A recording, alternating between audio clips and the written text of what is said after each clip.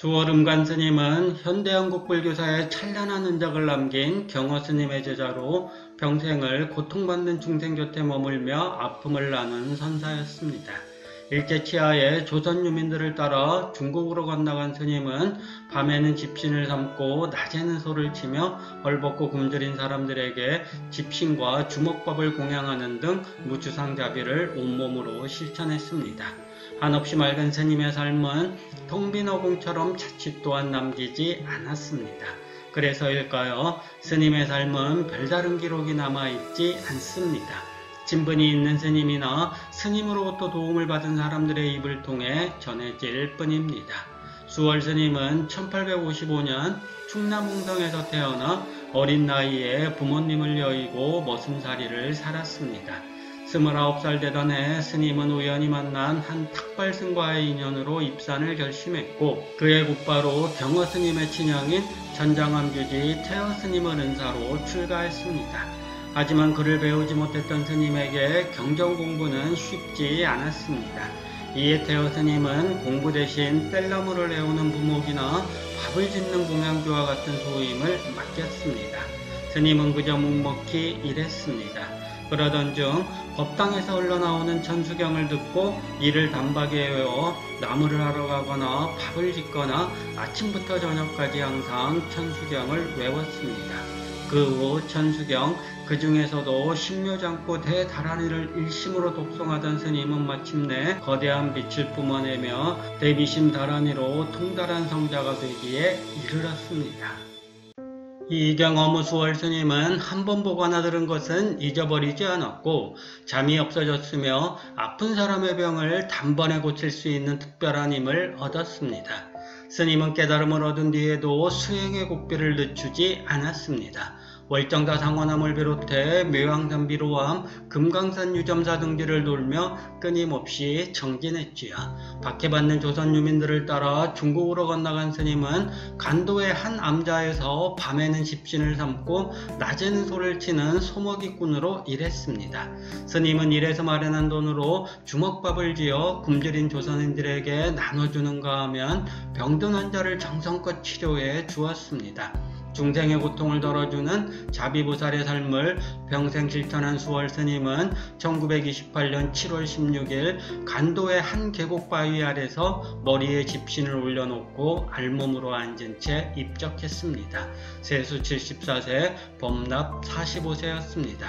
수월 스님은 별다른 법문을 남기지 않았습니다. 다른 이의 입을 통해 법문 하나가 전할 뿐입니다. 아래의 그 내용을 일부나마 인용합니다. 돌을 닦는다는 것은 마음을 모으는 거야. 별거 아니야. 이리 모으나 저리 모으나 무엇하든지 마음만 모으면 되는 거야. 돌을 깨치지 못하면 두 집에 죄를 짓게 되지. 집에 있으면서 부모님을 열심히 모시면 효도라도 하는데 집을 나와서 돌을 깨치지 못하면 두 집에 죄를 짓는 게 아니고 뭔가 사람 몸받아 참나를 알지 못하고 참나를 깨닫지 못하면 이보다 더 큰 죄가 어디 있어? 이보다 더 큰 한이 어디 있단 말인가? 다음은 수월 스님과 상상 속에서 나눈 대화를 기록한 것입니다. 29세 때 출가했다면 꽤 늦었는데 굳이 출가하신 이유가 있으신지요? 예전에는 스님들이 탁발을 많이 다니셨지요. 그런데 어느 날 한 스님이 내 방에 머물게 됐는데 그 스님께서는 부처님이 어떤 분이시고 그분처럼 되려면 어떻게 수행해야 하는지 여러 얘기를 밤새도록 들려주었어요. 한 집안에 천자가 4명 나는 것보다 돌을 깨친 참스님 1명 나는 게 낫다며 돌을 통하면 그 공덕으로 모든 조상 영령들과 시방 3세의 중생이 다 편안해질 거라고 했습니다. 얼마나 반갑고 기쁘던지 그때 출가를 결심하게 됐지요.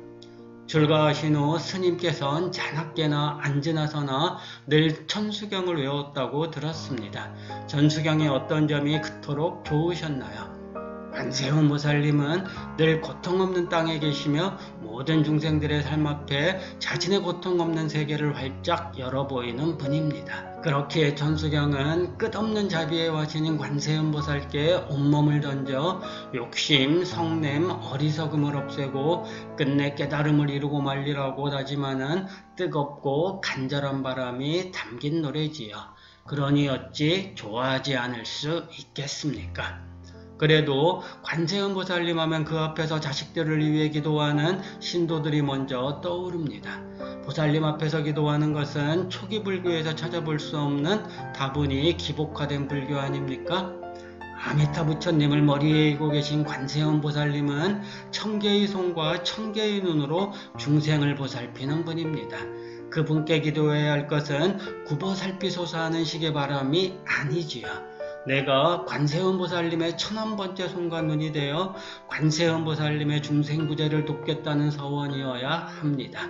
그렇게 실천하다 보면 참다운 지혜란 삶이 비어있음을 보는 힘이요 자비란 그 비어있음 가운데 피어나는 눈부신 꽃잎임을 알게 될 것이요. 스님은 해월망공스님과 더불어 경허스님의 세 달이라고 일컬어집니다. 그러나 다른 두 분이 화두를 참고했던 선사였던 것과는 달리 엄격하게 말한다면 스님은 선사라고 할 수는 없겠군요. 참선이나 연불이나 다란이나 다 도를 닦는 방편이요. 선이라고 특별한 거 있겠소? 마음 모으는 것 아니겠소? 나는 순전히 천수제비주로 달통했지만 이 먹고를 하든 옷만 입은 매음을 하든 마음만 모으면 되는 거라오. 그러니까 이번 생은 죽었다 생각하고 머리에 붙은 불을 끄듯 열심히 하다 보면 뭐를 하든 똑같은 곳에서 만난다는 거지요. 나도 처음에 천수다란이에 집중해 외웠으나 나중에는 다란이가 내 몸 구석구석에서 쉬지 않고 흘렀어. 밥을 먹을 때건 저녁노를 바라볼 때건 발을 헛디뎌 나무찜을 쥐고 구를 때건 다란이는 멈추지 않았지요.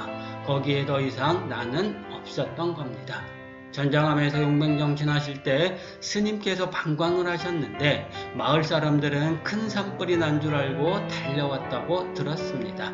훗날 두만강 넘어 나자구에 머무실 때에도 호랑이가 스님을 따라 다녔다는데 그게 정말입니까? 우리들 몸이 무량한 빛인데 방광이 뭐 그리 놀랄 일이겠어? 죽은 이를 다시 달리거나 병든 이를 고치는 일은 사람의 몸바탕을 받고 자비와 지혜가 가득 찬 삶으로 만드는 일과 비교하면 자질구레한 일에 지나지 않을 뿐 아니라 때로는 수행을 옆길로 새게 한다오. 그래도 스님께서는 그 후 한 번 들으면 잊어버리지 않고 잠도 없어졌으며 아픈 사람의 병도 대번에 고칠 수 있는 신묘한 힘을 얻었다고 들었습니다. 스님께서도 그것을 종종 이용하셨다고 들었습니다. 그랬지요. 인연이 닿는 대로 병을 고쳐주고 비상한 기억력을 써야 할 때는 쾌히 그것을 스스럼 없이 썼지요.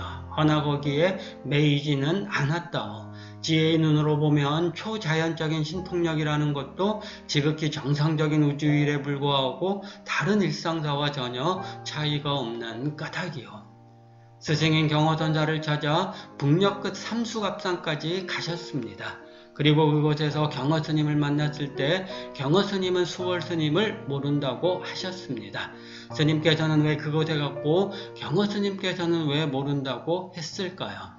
나의 스승은 허공을 나는 새요 그물에 걸리지 않는 바람이었다오. 그 스승께서 이제 홀로 가라 하신 거지요.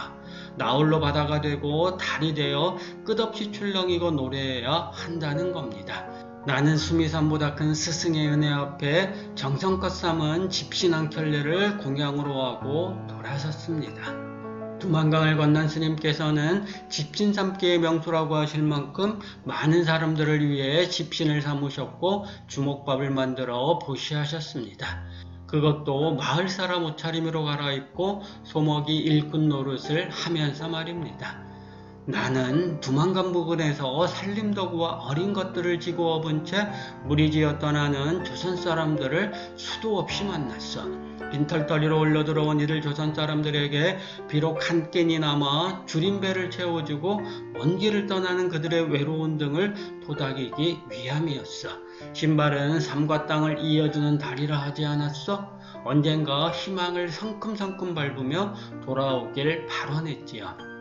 만년에 조선인들이 지은 화엄사에 머물며 그곳의 스님들뿐 아니라 금오, 청담, 효봉스님 등 수천리를 걸어 찾아온 납자들에게도 가르침을 주면서 여생을 보내셨는데 마지막에 집신을 머리에 이고 알몸으로 앉아 입적한 것은 참으로 이해하기 어렵습니다.